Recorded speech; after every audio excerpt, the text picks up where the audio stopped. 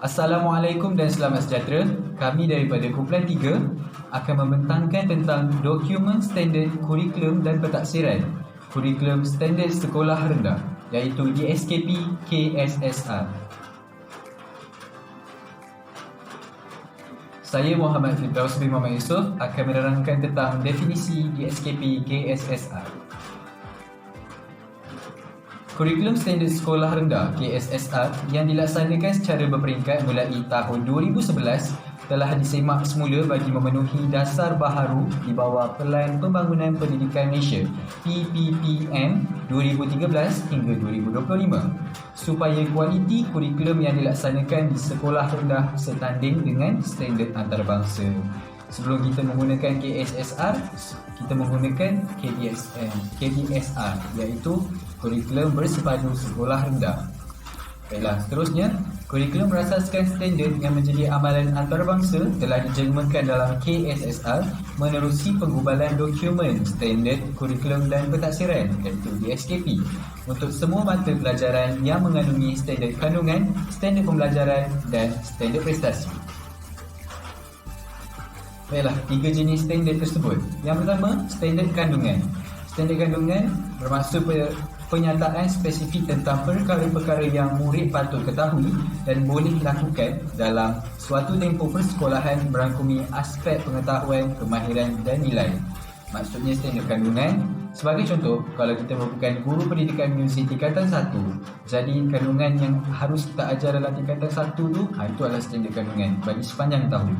Seterusnya, standard pembelajaran. Standard pembelajaran, satu penempatan kriteria atau indikator kualiti pembelajaran dan capaian yang boleh diukur bagi setiap standard kandungan. Maksudnya, standard pembelajaran maksudnya cara kita mengajar.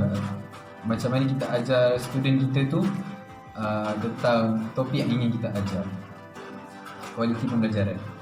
Yang seterusnya adalah standard prestasi, iaitu satu set kriteria umum yang menunjukkan tahap-tahap penguasaan murid sebagai petunjuk bahawa sesuatu perkara itu telah dikuasai.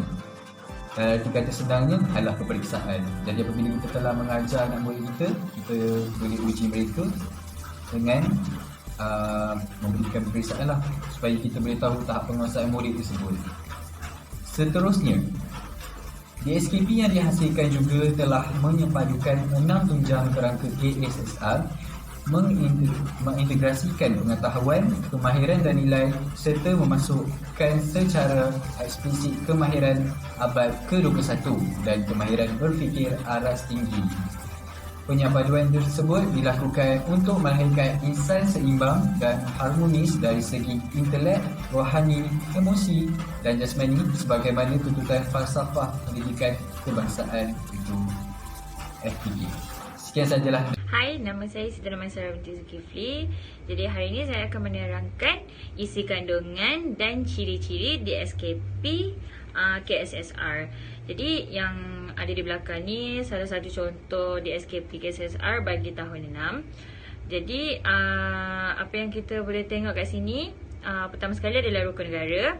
Lepas tu ada falsafah pendidikan kebangsaan. Lepas tu ada bentuk kurikulum standard sekolah rendah, kurikulum pendidikan muzik, matlamat pendidikan muzik sekolah rendah, objektif pendidikan muzik sekolah rendah, fokus mata pelajaran.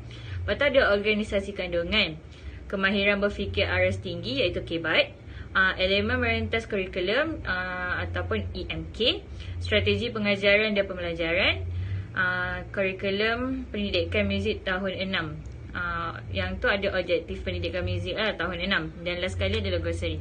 So bagi tahun 1 sampai tahun 5, apa yang membezakannya adalah objektif pendidikan muzik tu saja yang ada di bawah sekali tu. Jadi yang rukun negara, falsafah pendidikan kebangsaan tu semua sama je daripada tahun 1 sampai lah tahun 6. Saya akan membentangkan bagi tarikh atau tahun digunakan buat DSKP KSSR. Okey, sebelum wujudnya KSSR ini iaitu kurikulum standard sekolah rendah, sebenarnya kurikulum sekolah rendah ni telah diperkenalkan pada tahun 1983 dengan nama iaitu kurikulum baru sekolah rendah. Dan selepas 10 tahun kemudian dia telah diberi nama baru iaitu kurikulum bersepadu sekolah rendah, iaitu dipanggil KBSR. Dan KBSSR ini telah disemak pada tahun 2003 kerana dasar pengajaran dan pembelajaran sains dan matematik dalam bahasa Inggeris iaitu PPSMI.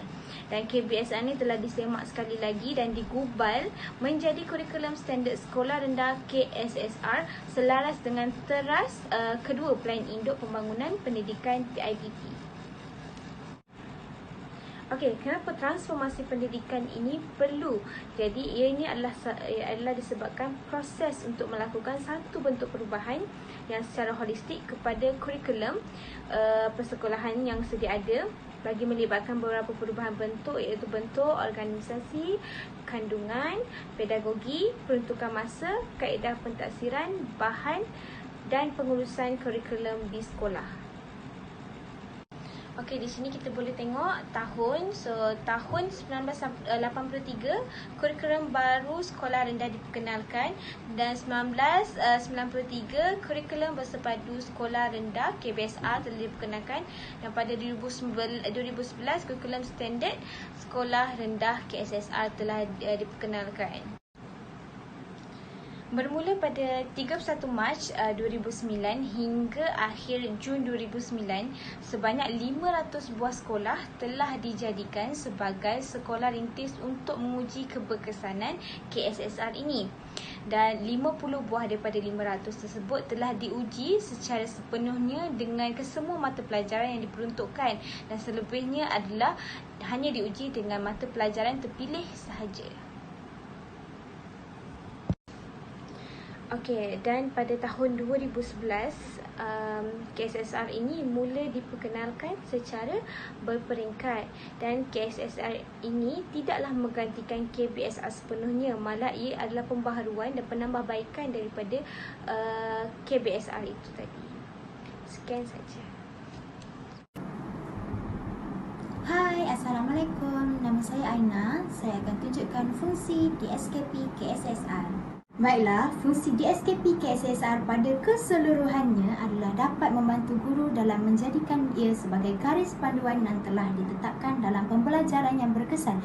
Maka dengan itu, murid tidak akan tercicir dalam pembelajaran kerana mempunyai unit-unit dan modul-modul yang telah ditetapkan di dalam beberapa subjek. Kemudian, pelaksanaan KSSR ini dapat membantu murid dalam 4M di mana ia ada kemahiran menulis, kemahiran membaca, kemahiran mengira dan kemahiran menakul. Menakul ini adalah kemahiran kebat di mana kemahiran berfikir aras tinggi dan dalam menakul itu mempunyai logik, adil dan saksama. Kemudian strategi pembelajaran KSSR ini juga berpusatkan murid. Apabila dia berpusatkan murid bermakna ia memberi peluang kepada murid supaya bertindak, berfikir dalam keadaan yang kreatif. Baiklah, tadi kita telah lihat fungsi DSKP KSSR secara keseluruhannya. Jadi, apa tujuannya di dalam pendidikan muzik ini pula?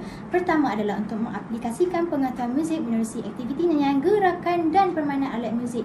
Apabila kita buat aktiviti ini secara berkumpulan atau ensemble, mereka akan menjadi lebih seronok, menjadi daya tarikan kepada mereka. Jadi yang kedua adalah untuk mengaplikasikan pengetahuan membaca notasi muzik dalam aktiviti muzik. Jadi ini bagus apabila mengumpul daripada kecil, jadi mereka akan mudah untuk mengaplikasikannya di dalam instrumen alat muzik. Kemudian untuk menghasilkan idea muzik kreatif menerusi aktiviti nyanyian, membaca dan menulis notasi muzik dan juga mereka akan menanamkan dalam diri mereka untuk sentiasa menghargai jenis muzik dengan menyatakan secara lisan atau berkarya muzik dengan secara yang ditonton oleh mereka. Hai, saya Alif. Saya akan menerangkan berkaitan dengan contoh DSKP KSSR. Saya akan terangkan sedikit. Dokumen standard kurikulum dan pentaksiran atau singkatannya DSKP merupakan salah satu bahan utama yang perlu disediakan oleh guru bermula dari awal sesi persekolahan hingga akhir sesi persekolahan. Di sini saya akan menunjukkan slide berkaitan dengan contoh-contoh dalam DSKP KSSR. Tujuan DSKP KSSR ni adalah untuk memudahkan guru untuk membuat RPH.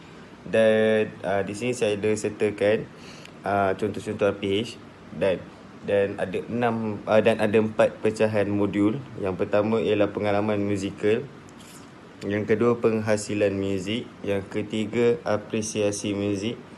Dan yang keempat ialah membaca dan menulis notasi muzik. Sekian, terima kasih.